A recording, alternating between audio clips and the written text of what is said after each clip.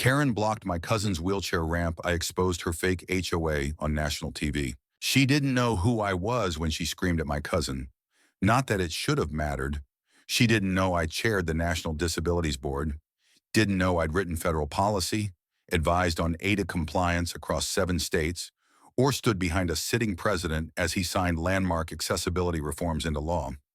All she saw was a young black girl in a motorized wheelchair using a public ramp, and all she cared about was the ramp being in her view. My name is Elijah Brooks. I work in Dimer C, live in Maryland, and fight daily for a world that too often forgets people who don't walk in straight lines. And this is the story of how a woman named Karen Landers, self-proclaimed president of a non-existent HOA, made the worst mistake of her life by blocking my cousin Lacey from using her own front ramp. When my Aunt Rose passed unexpectedly, I came back home to Edgewater Creek to help the family with arrangements. I hadn't been back in years. The town had changed, but not the street where I grew up. Still narrow, still quiet, still held together with porch paint and barbecue smoke. Lacey was 15 now, born with spinal muscular atrophy, bright, loud, obsessed with K-pop and crime documentaries. The ramp that led to Aunt Rose's front porch had been installed a year before her death. Concrete, well built, up to ADA code. She'd saved for months to get it just right. That ramp was Lacey's lifeline, her connection to the sidewalk, the school bus, the corner store. And 2 days after Aunt Rose's funeral, that ramp was deliberately blocked by a black Toyota Highlander. I saw it first, parked inches from the incline, right where Lacey's motorized chair couldn't navigate the curb. I knocked on doors. No one answered. So I walked Lacey down the porch, helped her into the grass, and navigated the long way to the sidewalk. She didn't complain. She never does. But when we got back later that day, there was a note duct taped to the ramp's railing. This eyesore is a violation of HOA Aesthetic Code 6.3.1. You have 5 days to remove this unauthorized structure, or fines will apply. HOA Enforcement Chairwoman, K. Landers. I read it twice. There was no HOA in Edgewater Creek. The original dissolved 6 years ago. And this wasn't just illegal, it was disgusting. I didn't confront her immediately. I documented. Took photos of the car, the note, the damage to the concrete lip, clearly scratched where her vehicle had scraped it while reversing too close. I asked neighbors. Most just rolled their eyes. Karen again, one said, "She hates kids, dogs, and disability ramps," said another. But none wanted to go on record. "She says she's the HOA now." Someone whispered. No one voted. She just started enforcing things. I did more than whisper. I printed a copy of the Fair Housing Act, circled the clause on accessibility, and knocked on Karen's door. She answered in sunglasses and a branded fleece that said, "Neighborhood Compliance Officer." "I assume this is about the eyesore," she said. "You mean the ramp," I said. "That's not an eyesore. That's a federally protected accessibility structure. It's non-compliant with the HOA lookbook," she snapped. "There is no HOA," she scoffed. "There's a provisional enforcement board. There's no such thing." Then I showed her my ID, my title, my badge. "You're harassing a disabled child," I said, "and you're breaking federal law." She paled. Just a second. Then it passed. "Threats won't work," she said. "I know my rights. You're about to learn mine." She retaliated. That same night, the ramp was egged. The aluminum guardrail bent further. A second note appeared. "Final warning structure will be forcibly removed if not voluntarily taken down." But Karen didn't expect the girl in the wheelchair to live stream it. Lacey had installed a GoPro after the first incident. That night, she caught Karen in full view dragging a sawhorse onto the ramp, yelling to no one. "I'm restoring order." That clip went viral within 24 hours. Over 3.6 million views. Hashtags exploded. Ramp rage, fake HOA Karen, access not optional news crews showed up.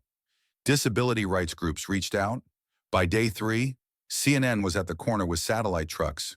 Karen doubled down. posted Facebook rants about entitlement culture, and a manufactured smear campaign against community values. She called Lacey a crisis actor, and then she filed a lawsuit to have the ramp declared a nuisance structure. That's when I stopped documenting and started dismantling everything she built. The morning Karen filed the lawsuit, she sent a copy to our mailbox with a pink sticky note that read, "You pushed the wrong person, Mr. Brooks." I stood on the porch holding that envelope, staring at the bent ramp she'd already damaged twice, and made a quiet decision. I wasn't going to fight this in whispers anymore. Karen's lawsuit was filed in county small claims court. She argued the ramp obstructed visual uniformity, that it invited vermin, and that it was too visually jarring for neighborhood compliance. She attached photos zoomed in, misleading, cherry-picked. No mention of Lacey, no mention of the wheelchair. She called it a structure 12 times. Not once did she call it a medical necessity. But what truly set me off was Exhibit B. She'd drawn fake architectural overlays showing how the ramp violated a reconstructed HOA guideline from 2007. I read through it twice. Then I called the county housing board. There was no active HOA. There was no legal compliance board. And there was no Karen Landers registered to anything other than a defunct gardening club. So where were all these citations coming from? That night, I did a deep dive. Karen had created a shell entity called Edgewater Integrity Council, LLC, registered quietly, out of state, 2 years ago. She used that name to send fake HOA letters to neighbors, demand fees, and even file public noise complaints in the council's name. Her citations were printed from a home office. I recognized the logo on the top corner. It was a stock image. The scary part, people had paid her. I spoke to 5 neighbors that week, an elderly couple who paid $120 to repaint their shutters after Karen called them non-compliant red, a mom who paid $75 to have her trampoline licensed, and a man who paid a $400 enforcement penalty for installing a handrail. None of it was real. Karen was running a neighborhood-wide fraud scheme, targeting the elderly, disabled, and socially anxious. She enforced it with threats and a clipboard. She didn't just fake authority. She profited from fear. I could have gone straight to federal authorities, but I knew something she didn't if change was going to stick. The community had to take a stand, not just me. So I called an emergency town meeting. We held it in the high school gym. Only 11 people came, but it was a start. I brought copies of the fake citations, printed her fake LLC registration, shared video from Lacey's GoPro. Wallace, a soft-spoken Vietnam vet, raised his hand halfway through. She told me if I didn't trim my ivy, she'd fine me and report me for senior neglect. I thought she was real. That broke the room. By the end of the night, every person there had a story. Karen wasn't just strict. She was a predator with a clipboard. We formed a coalition on the spot, Edgewater United. Lacey didn't speak at that meeting, but she rolled up at the end, wearing her BTS hoodie and holding a sign that read, "I live here too." A photo of her went viral again, this time not just online. It ran on the front page of the county paper, captioned, "Disabled teen fights back against fake HOA bullying." Karen tried to fight the fire with gasoline. She posted a 10-minute video rant calling us extremists, liars, and manipulators, claimed the ramp attracted crime and lowered property value. She even faked a letter from the fire marshal claiming the ramp was a hazard. I verified with the fire department they'd never heard of her. They filed a complaint of their own. Then she called the local police on Lacey, claimed the ramp was obstructing pedestrian traffic and encouraging disorderly conduct. The cop who responded was a father of a wheelchair-bound son. He shook my hand. "She's going down," he said, "and if she's stupid enough to press it in court, I'll testify myself." The final straw came when Karen emailed the school board. She demanded Lacey be flagged as disruptive and possibly emotionally unstable. She attached a doctored video of Lacey crying on her ramp, cutting out the part where Karen had shouted at her. I showed the full footage to the superintendent myself. She went pale. Within 24 hours, Karen's access to any school-related facility or event was officially revoked pending investigation. Neighbors started removing her flyers. Two people asked for refunds from the HOA dues they'd paid. One even called the sheriff. Karen panicked. She filed a temporary restraining order against me, claimed I was inciting rebellion and interfering with the peaceful operations of the Homeowner Integrity Council. Her lawyer dropped her 3 days later. The judge who received the order laughed. He's the chair of a federal disabilities board, Ms. Landers. He's not rebelling. He's doing his job. But I wasn't finished. I filed a motion to have her entire shell organization dissolved under Fraud Statute 8.4.3 and submitted a class action referral for every neighbor she'd targeted. More joined. We now had 23 plaintiffs. One of them, a retired judge. Karen stopped answering her door. But the neighborhood kept coming alive. Sidewalk chalk messages bloomed. Access is a right. We see you. Lacey. No fake rules here. Kids played again. People smiled again. And Karen's house now had a handwritten sign on its lawn. This is not the HOA. Karen Landers had ruled Edgewater Creek from behind bushes and block letters for nearly 4 years. But now her court was crumbling brick by fraudulent brick. By the time we served her with the class action notice, she was already cornered. But just like any self-made tyrant, she didn't fall quietly. She tried to spin her downfall into a persecution narrative. First, she posted laminated flyers around the neighborhood again, this time with red ink, claiming she was the victim of a radical anti-neighborhood movement funded by outsiders. I wasn't sure whether to laugh or call a lawyer. She named me, Lacey, and 3 others on her list of community destabilizers. She used fake logos that mimicked government seals, probably hoping people wouldn't read closely. But by now, the community had changed. Instead of silence, people tore the signs down by noon. One neighbor wrote in chalk on the sidewalk in front of her house, "Your power is printed in ink. Ours is written in courage." Karen's mailbox was flooded, not with hate, but with requests for refunds, legal demands, copies of canceled citations. People were waking up. Edgewater United launched a neighborhood newsletter. First edition, How to Spot a Fake HOA. We included scanned documents Karen had forged, signatures she'd faked, even the pixelated stamps she'd used to scare elderly residents. We made it easy to report her to the state attorney general. Within 5 days, 68 residents had filed. That's when the mail fraud division stepped in. Not local police, not a school board, federal postal inspectors. Karen had used USPS to distribute fake legal threats. That's a felony. The agents showed up in plain clothes, calm as you please. I watched from my driveway as they stepped onto her porch. Karen didn't open the door, so they left a signed warrant.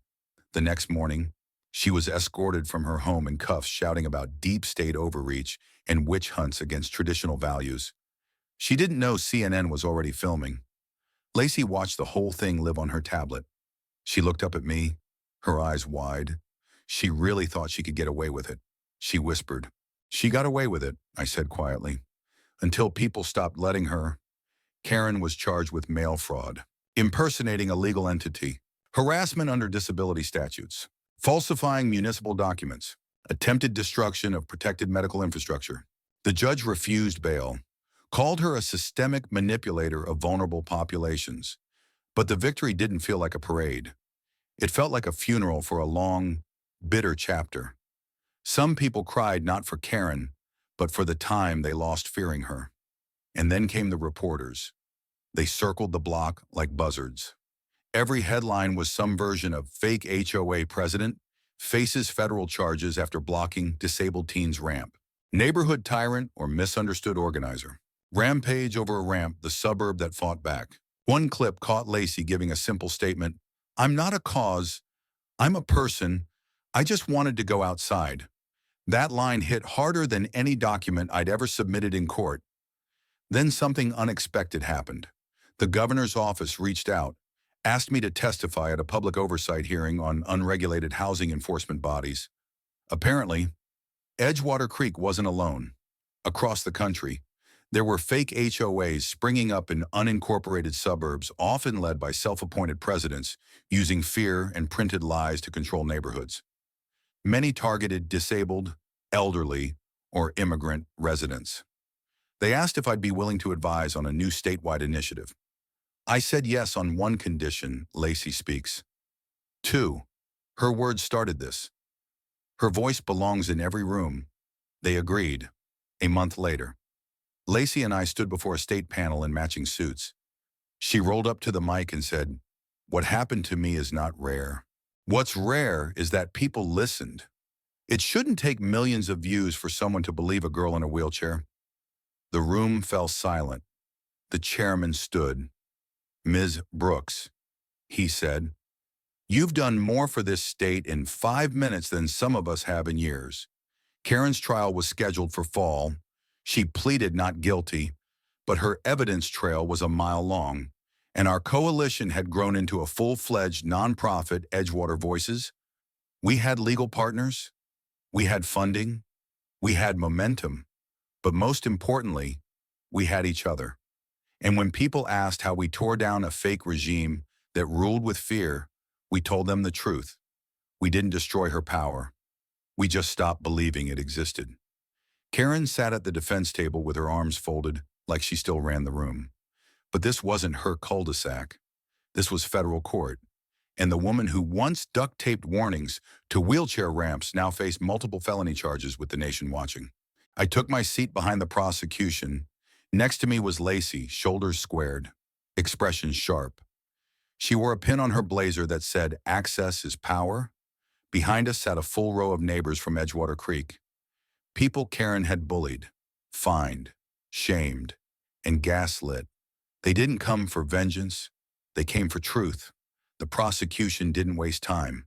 "Ladies and gentlemen of the jury, the assistant U.S.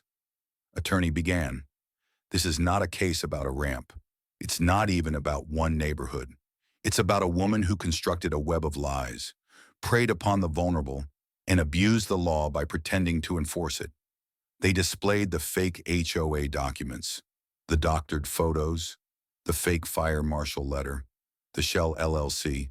Each piece of evidence told the same story. Power, faked.